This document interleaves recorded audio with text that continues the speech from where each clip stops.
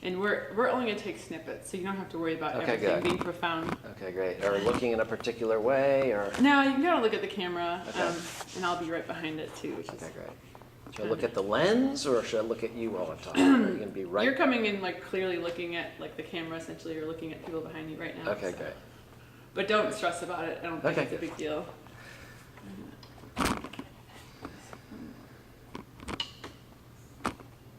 These tripods are awesome. It's a nice one. Yeah. Yeah. Okay. All right. So just go ahead and introduce yourself and Okay. tell me what you do and where you do it and how Okay. long. My name's Dave McGill. I'm a Forest Resources Extension Specialist at West Virginia University, if I can get that out. And I've been there for 17 years. Actually, this is my 18th year. I have a research appointment and a teaching appointment, and so I do workshops out in our state in partnership with our county agents mostly. And my research assignment takes place at the university itself, and I hire on graduate students when I have grants to do that, and that's a lot of fun. But generally I do outreach and research. Okay. What advice were you given when you started from somebody, or what advice did you start to like figure out for yourself that kind of comes to mind? Well, advice for outreach, fortunately I had a good colleague over in Maryland, Jonathan Case, who, I went over and came back with like 1 cubic foot of paper that of all sorts of publications that he had prepared and written, and so he was a real good mentor in terms of kind of pointing me in the right direction, and ANREP was one of those directions he pointed me in, and so it's been a good opportunity to participate in this organization and kind of come and get some good ideas from other people. One of the things that I think has benefited me is taking other people's ideas and trying to implement them in our very rural state, of West Virginia.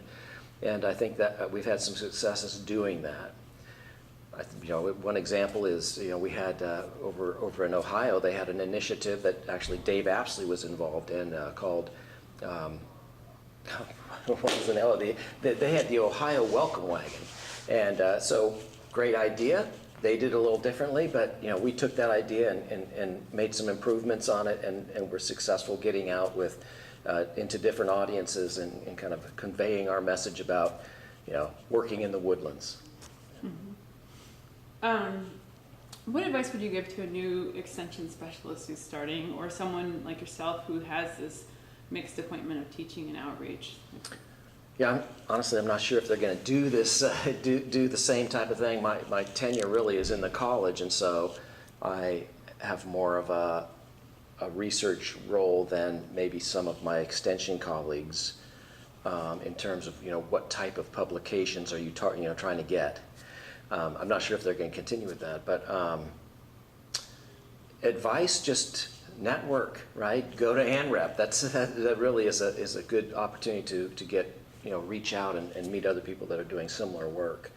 So networking, getting together with the organizations in our state, and working on joint projects with them. I work with our tree farm, which is basically the only landowner workshop or landowner organization in our state. We used to have a Woodland Owners Association that kind of went by the wayside. Takes a lot of leadership, and I wasn't involved, and it's tough to get people to come out and work on that kind of thing. If I had to do it again, I would work more closely with that organization, kind of insert myself into their business in a way, I hate to say it, but and try and encourage the leadership to bring on new leaders and kind of have this turnover. We did have a Master Woodland Owner series for about 7 years, but given our funding level, we really didn't track and monitor those people. We still see them come out all the time, and I probably would have tried to put more effort into continuing that. What about advice for working with agents? What do you think is the key to kind of help working with them? Well, our agents, they're all really great people, and they are 100% occupied with their work in terms of, they have more than they can do. I shouldn't say it that way. I mean, they just have, they're just very, they have, their schedules are full. And so my experience in my state was that, I have a topic that even though we're like 70, we're the third most forested state in the nation, even with that, it's not, forestry is not a topic that people are pulling at your, schedule to get you in. And so I've really kind of had to talk my way into their counties and say, can I come and do a walk in the woods in your in your county, or can I come and will you host an evening seminar on meet your forester or something like that? But they've been very open to it, and it's just they don't have time to these some other topics they draw on because they have their own clientele looking at horticulture and gardening and livestock, some of the traditional things that they've done over time. So I've kind of had to talk myself into their counties, but they've been very open, and they're all really great people, and they support the work I do. Yeah, so I'm not sure in terms of how do you get along with your county agents. They're very easy to get along with from my point of view. That's perfect. Let's see. Sure. Yeah, I've kind of got it mostly memorized, but Oh, you did? Okay, good. How long do you think you felt before you felt like you had a handle on the job, or even divisions of labor, or how do you balance some of those divisions of labor? A little of both, I guess. Yeah, I've. It took me about 2 years to start getting realizing that people weren't going to invite me out to their counties, and that really I had to create an opportunity to reach out to our landowners. We have thousands of landowners, hundreds of thousands, and a couple 100,000 at least, and so the message is important, but it's not one that is quickly captured by these people and saying, hey, we have these issues with our woodlands. And I like up at Massachusetts, Dave Kittredge always used to say, forest management is kind of like a virus protection program in people's minds. It's always kind of residing in the background there, but it's not until something happens that it pops up and says, oh, I need to do something. Like someone knocks at the door and says, I want to buy your timber or something like that. So we kind of have to encourage and motivate, this outreach to forest landowners. And one of our mentoring kind of, or one of our kind of mantras is, putting people in touch with professionals.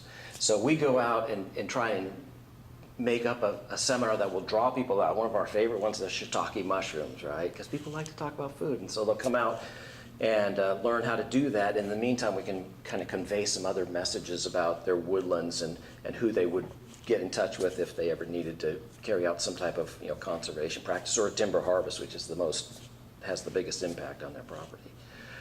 And so, what was the question again? No, that was about it. Yeah, you covered it. Okay. Just kind of how you get settled in the job. And Yeah, and it's always new. I mean, depending on the work requirements and kind of the scope of your job assignment, we're always looking for money, and so we kind of have to take one hat off and put another one on. And I actually I came from my job prior to working in extension was working for a forest products company. I was a research scientist down in the southern part of the state. So biophysical science, right? Measure the diameter and height, and you make the relationships, all that kind of thing. And moving into extension, I really got into this people thing. It's all about people. And so really, that was a big shift in my kind of job skills. I started talking more with social scientists and looking more into that kind of literature, and so which was fascinating, but definitely required changing of hats there. And even in the process of trying to get funding, what are you going when the emerald ash borer came, and we had the signs, the great signs that says "Do not transport firewood." It's a classic sign, but kind of vague. So we took on a project called Friends of Firewood, where we try to motivate contact with firewood producers, because it's a productive industry in our state, even though it's mostly under the radar. So you're always looking for opportunities to, find money to support outreach to landowners and to people who work in forestry. Great. Is there anything else you'd like to add? I'm not quite sure. I don't think so. You know, I just came in here because I met up with Bill out in the, out in the Yeah, no, 'cause hallway. you seen So you